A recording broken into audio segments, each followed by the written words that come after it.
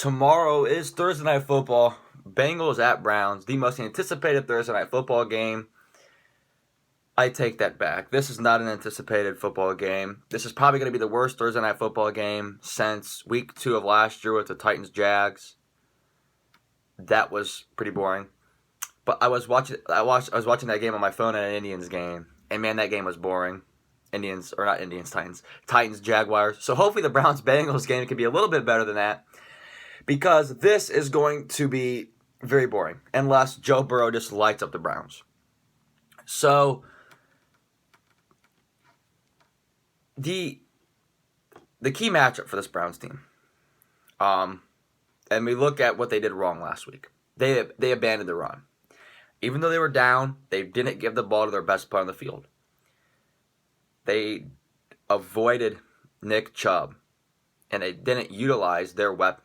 Obviously, everyone's going to say Odell wasn't used, Jarvis Landry wasn't used, which was 100% right to say, but also those guys are going up against the best secondary in the entire league.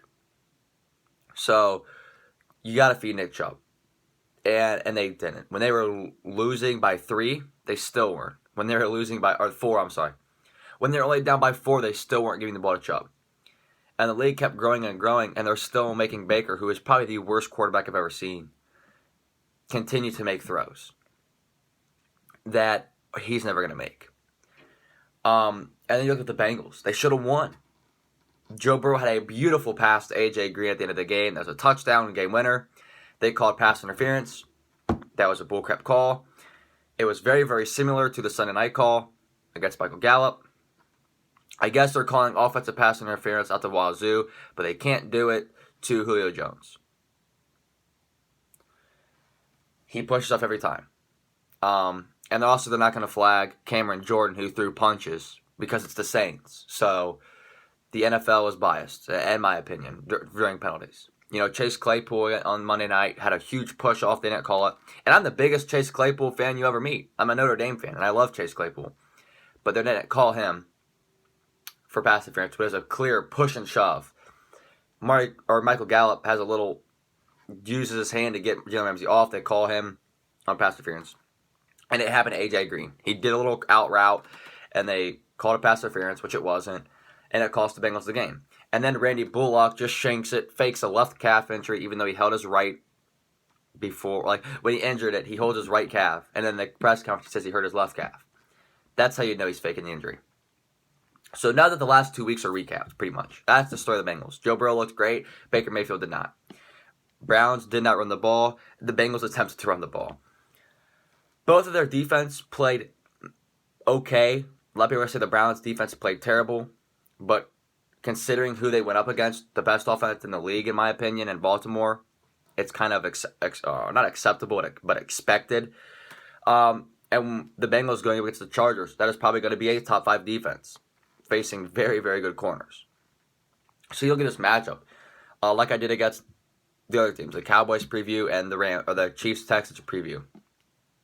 3 keys for the Browns to win this game is you're not going to win using Baker Mayfield. You have to go with Chubb and Hunt. I said that when we were recapping week 1. You have to run the ball. If you're in a losing situation, you have to have Baker Mayfield make throws, you're going to lose. Sorry, Browns fans, but you're going to lose. It's happened every single time they've needed him to win a game. The only time it didn't was like week 3 in his rookie year against the Jets. Only time he really had a game-winning drive. And it really wasn't that impressive. The pass rush has to be there. I'm sorry, I just got a notification about Sean Lee making this video. That's why I looked down. Sean Lee is out 6 to 8 weeks. Cool. They didn't get to Lamar Jackson at all. And I know that's expected. He's not a quarterback that's going to drop back and throw. But they have all the talent in the world on that defensive line. So much talent to where their secondary is so bad and banged up. You know, Carl Joseph, you don't have Delpit anymore. He's out for, I think, the entire season. You have Williams, who's really, really bad in coverage and really, really bad in open field tackling. And they can't make plays. So if you can't rely on your secondary, you have to rely on your pass rush to make it easier for your secondary so the quarterback makes bad throws and rushes throws. So they didn't do that against Lamar. And they got to do that on Joe Burrow. He's a rookie quarterback. It's his second game. And they have to put pressure on him. And their third step is stop the run. Boy, oh boy, could they not stop it. And everyone's going to say, the Browns only allowed 50-something yards. Okay, Mark Ingram was not that good. Overrated. And you couldn't stop J.K. And Lamar didn't run all over you. But it's going to be a different scenario when you have Joe Burrow, who's probably going to take a couple runs. Joe Mixon, who I think is better than Mark Ingram. And the Bengals are a run-heavy offense to Mixon because Burrow was a rookie quarterback, or is a rookie quarterback, and it was his first career game. So you look at the Bengals. Their 3 points is use their weapons. They have so many weapons. It's, I think, an easy win. A.J. Green, Tyler Boyd, John Ross, T. Higgins. Browns ain't going to stop 4 really good receivers. And Joe Mixon, who could catch out of the backfield. And their defense, the Bengals' defense is better than a lot of people think. So, I don't know how the Browns are going to be able to, stop all those weapons. A.J. Green is going to have a monster game. He always lights up the Browns. Always lights them up. So then we go, and let's look at, their defense. If they could stop Nick Chubb, woo! Browns are going to get blown out.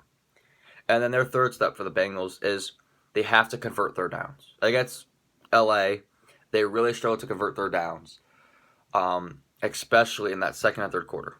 Browns, same thing goes. They couldn't convert third downs. So, I should say that's both really important details for both sides to win. They both needed to convert those third downs, which neither of those did in week 1. So, I think this game is either going to be a blowout on Cincinnati or a really, really close, boring game, and the Browns may pull away. And a lot of Browns fans are like, if we beat the Bengals, we're going to be 1-1. We're going to be so good. It's the Bengals. If you can't beat the Bengals, it's like the Eagles. They can't even beat a team with no name. So, I have the Bengals winning this game. I have the Browns getting blown out. I have the Browns getting blown out.